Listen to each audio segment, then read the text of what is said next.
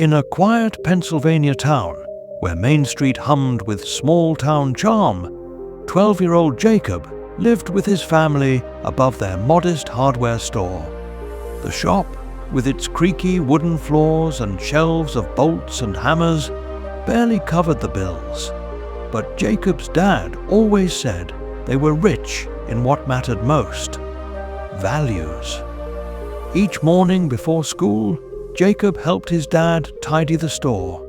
He'd polish the counter, sort nails, and clean the smudged glass windows. "Jake," his dad would say, wiping his hands on his apron, "we sell tools here, not tall tales.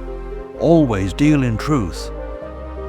One rainy afternoon, as Jacob manned the counter after school, a weary man in a faded jacket walked in.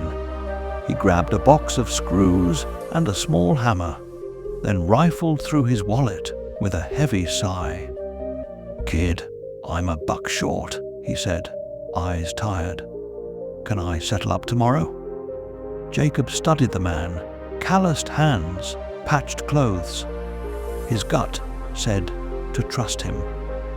"Sure thing, sir," Jacob replied. "Take what you need. Just swing by when you can."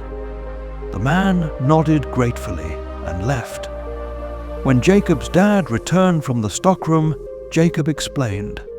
His dad's eyes crinkled with a smile. "You followed your heart, son. That's never a mistake." Days turned to weeks. The man didn't return. Jacob wondered if he'd been too trusting. One chilly evening, as Jacob locked the store's door, he spotted the man approaching, holding a little girl's hand. The man handed Jacob a crumpled dollar bill. "Lost my job that week," he said quietly. "Been scraping by, but I couldn't forget your kindness.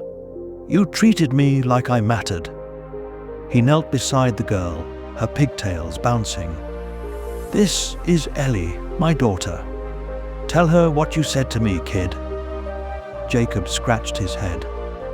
"I just said, 'Sure thing, sir.'" The man chuckled. "Exactly. You said, 'sir,' like I was somebody worth respecting."